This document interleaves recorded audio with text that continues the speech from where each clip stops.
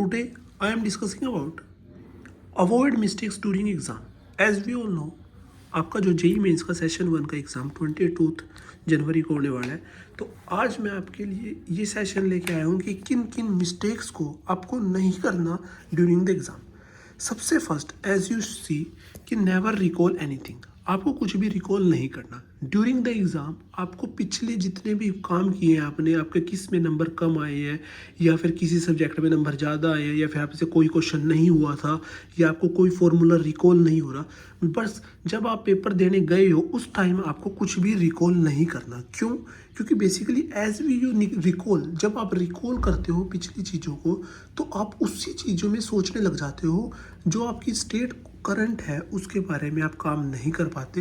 तो इस वजह से आपको पिछली किसी भी चीज़ के बारे में रिकॉल नहीं करना, ठीक है। जिससे क्या होगा, आपको सारा कंसंट्रेशन अपने पेपर के में रख बना पाओगे और उन क्वेश्चंस को सोल्व कर पाओगे, ठीक है। सेकंड चीज़, attempt paper as you attempt, ठीक है, इन मॉक टेस्ट।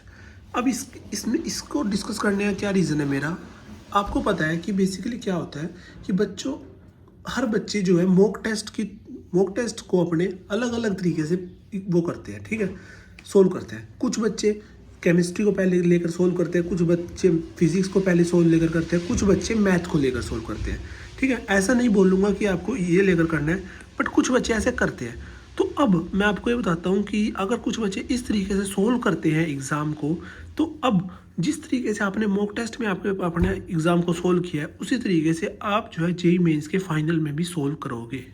सोल्व करने से आपको फ़ायदा क्या होएगा, आपको पता है, जैसे आपने अपने मॉक टेस्ट को सोल्व किया है वैसे ही अगर आप जेईई मेंस के पेपर को सोल्व करोगे, जैसे आपने मान के चलते कि फर्स्ट आपने केमिस्ट्री को पकड़ा है, तो केमिस्ट्री में आपकी पकड़ अच्छी है और एज वी नो केमिस्ट्री के क्वेश्चन जो है डायरेक्ट बेस्ड होते हैं। तो डायरेक्ट बेस्ड क्वेश्चन अगर आपने फटाफट कर लिए सारे, मतलब जितने भी डायरेक्ट बेस्ड क्वेश्चन थे वो आपने सारे फटाफट कर लिए।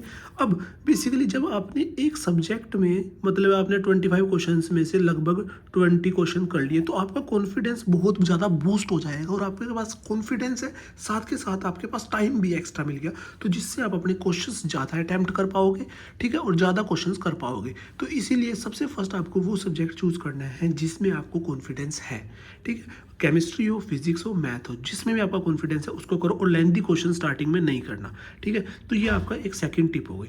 थर्ड टिप है रीड क्वेश्चन एक्यूरेटली। मतलब क्या है, मैंने स्लोली काट दिया, स्लोली गलत वर्ड है, एक्यूरेटली करो। एक्यूरेटली का मतलब क्या है कि आपको क्वेश्चंस को एक्यूरेटली रीड करना है। मतलब ऐसा नहीं करना कि फटाफट से क्वेश्चन रीड कर लिया और फटाफट सोल्व करने लगे, नहीं।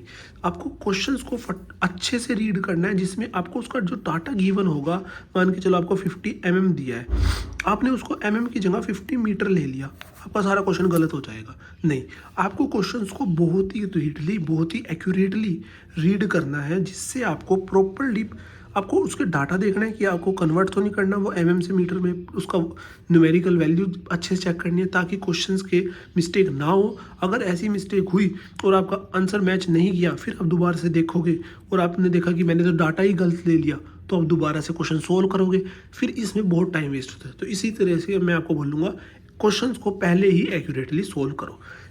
Fourth point, panic and over thinking करनी ही नहीं। अब पैनिक और ओवर थिंकिंग हो जाती है बच्चों से, क्यों?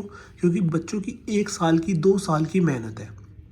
बट मैं भी समझता हूँ, जब मैंने पेपर दिया था तो ओवर थिंकिंग होती थी, बट आपको इसको ओवरकम कैसे करना है, आपको पेपर में कुछ भी सोचना नहीं है, आपको कोई भी मार्क्स लिमिट नहीं करनी, आपको कोई भी ये नहीं सोचना कि मेरे पास सेशन 2 भी है, आपको ये नहीं सोचना मुझे ये NIT चाहिए ही चाहिए, तो आपको कुछ नहीं सोचना। आपको सिर्फ क्या सोचना है कि मैं इस क्वेश्चन को कितनी जल्दी अटैम्प्ट कर सकती हूँ एक्यूरेटली विद आंसर मैचिंग के साथ, बस आपको ये सोचना है, जिससे आप अपने एग्जाम को बूस्ट कर सकते हो, ठीक है। कुछ नहीं सोचना कितने मार्क्स लेके आने, कुछ भी नहीं सोचना, आपको सिर्फ आपको पेपर पे कंसंट्रेट करना है, ठीक है।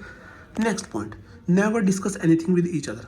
आप जैसे सेंटर में जाओगे तो आपको बहुत डिफरेंट जगह के बच्चे, बहुत डिफरेंट स्टेट के बच्चे मिलेंगे वहाँ पर, ठीक है, और वो बोलना चाहेंगे आपके साथ। क्यों? क्योंकि वो अकेले हैं, वो बोलना चाहेंगे, बट आपको, मतलब ऐसा नहीं रूड वे भी नहीं रखना, बट आपको किसी के साथ एक्स्ट्रा टॉक करनी ही नहीं, पेपर के रिगार्डिंग कोई बात करनी ही नहीं है, ठीक है। सिर्फ अपने माइंड को कॉन्सेंट्रेट शांत रखना है, जिससे आपकी पीक परफॉर्मेंस रहे, ठीक है। नेक्स्ट जो है सिली मिस्टेक्स को अवॉइड करो। सिली मिस्टेक्स को कैसे अवॉइड करोगे? सिली मिस्टेक बेसिकली कब होती है? सिली मिस्टेक जब होती है जब आप क्वेश्चंस को फास्ट पढ़ते हो, ठीक है। दूसरा, आपकी सिली मिस्टेक्स कब होएंगी? सिली मिस्टेक्स आपकी तब होएंगी जब आप छोटी छोटी गलतियां करेंगे, पैनिक होएंगे, ओवर थिंक करेंगे, तब आपकी सिली मिस्टेक्स होएंगी। तो best of the all the students जो इस बार जेई मेंस देने वाले हैं, और इन गलतियों को अपनी पकड़ रखें, इन गलतियों पे ना काम करें और गलतियां ना करें और अच्छे से अपना जेई मेंस देकर आएँ। Thank you.